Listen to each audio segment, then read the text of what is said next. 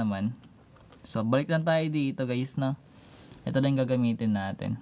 So, kung meron tayong number 1, that is negative 2, negative 8, negative 32. Follow nyo na, subscribe na kayo guys. No, kay tap nyo naman para may ginagawa kayo. Hindi na kayo sumasagot eh. Yaw na, mag-end live na nga ako guys. Charots lang. Then magiging 128 negative. So paano ba yung series? So yung series guys, pwede mo siyang gawing formula. Like yung summation, alam mo yung summation? Yung ganun, no? Yung ganito. Summation tawag dyan. Ang ginagawa naman dito guys, nilalagay, parang andito yung formula ng sequence mo. Like, di ba meron tayong nakuha ang formula? Which is eto, negative 2 times 4 raised to n minus 1. Negative 2 times 4 raised to n minus 1. Ayan. Tapos meron siyang lower limit tsaka upper limit. Like, let's say n equals 1. Then up to 4 terms. Upper limit. Kumbaga dito siya mag-end sa 4. Then i-add mo yung lahat. So pag in-add mo to lahat, anong kalalabasan? So that marunong ka ng integers kasi puro integers yan guys.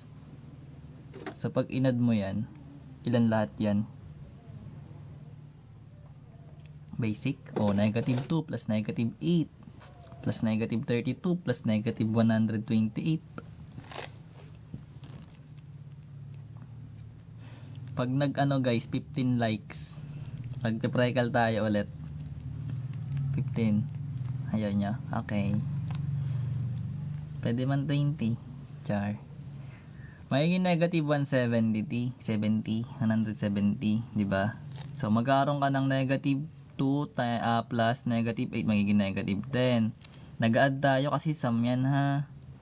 So, ito guys. Pag in-add mo to, magkakaroon ka din ng negative 0, 6, tsaka 1.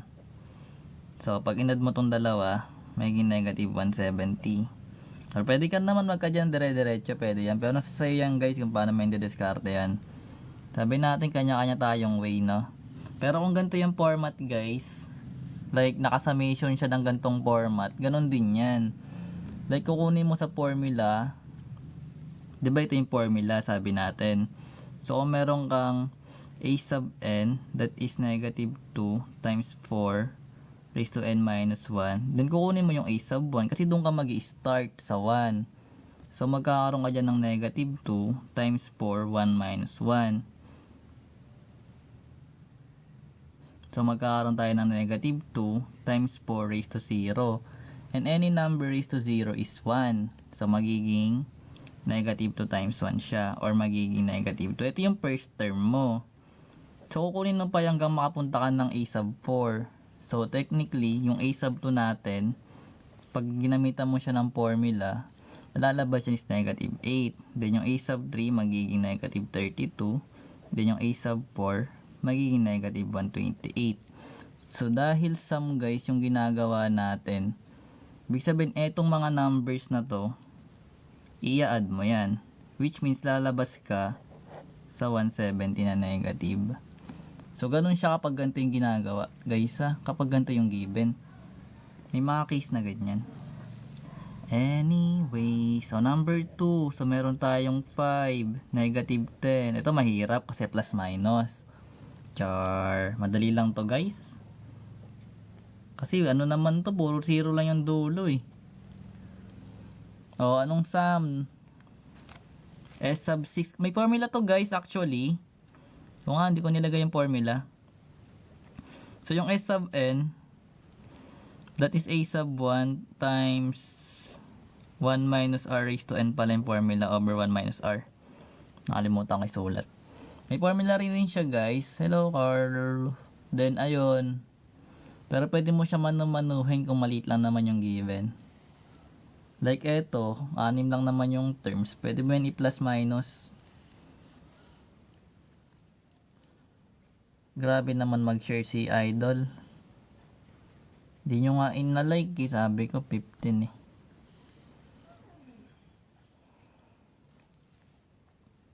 315 gamit formula. So pwede natin yan guys kunin na lang yung R sa formula. Kumbaga, alam na natin kasi yung R natin dito is negative 2 di ba? So alam natin meron tayong a sub 1 that is 5. Meron tayong common ratio that is negative 2. Then yung n natin syempre is 6. Bakit 6? Kasi itong 6 nga na terms yung kukunin natin yung sum nila. So technically guys, magkakaroon tayo ng s sub 6. Then yung a sub 1 that is 5 times yung 1 minus negative 2 raised to 6 all over 1 minus 6 negative 2. Yan. Ay, na basic ya guys. So magkakaroon tayo dito ng 5, then magiging 1 plus, joke lang, 1 minus, ito muna tayo. Sabi natin guys kanina, kapag yung base is negative, pero even yung exponent, magiging positive yung sign mo dyan. So, negative 2 raised to 6, that is positive 64. Kasi yun. Over yung 1 plus 2. Kapag may magkatabi namang sign sa integers guys, pwede mo yan i-multiply. Sabihin yung negative times negative magiging plus. Or 1 plus 2 na siya. Anyways, alam ko naturo ko na yung last time. So magkakaroon tayo ng 5 times negative 63 para dito ha. Then over 3.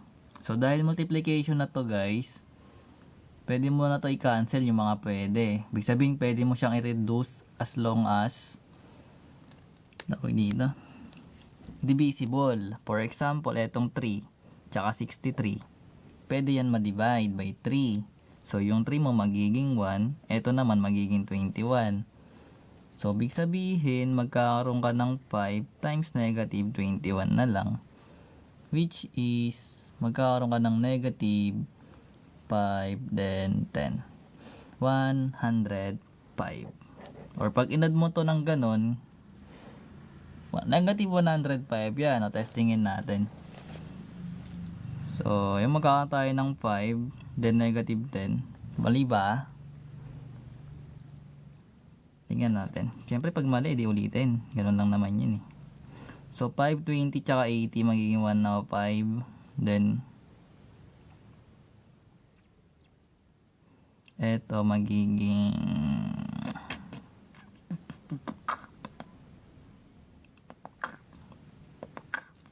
tama ba? Mali. Okay lang kung mali. Pero i-check natin yan pag mali. Siyempre, hahanapin natin kung saan nagkamali. So, ito guys, magiging negative 5. Ito magiging negative 20. Ito magiging ilan?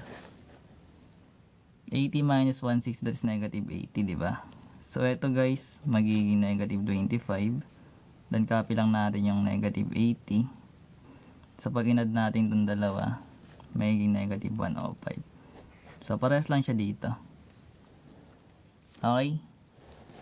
Okay. So, ganun siya guys. It's either pwede kang gumamit ng formula. Basta meron ka na itong tatlo. Hindi, babasahin mo lang yan. Dapat marunong ka ng integers. Gets na yun, nasa series ha. Yun na yung buong concept ng guys, ng geometric. Pag picture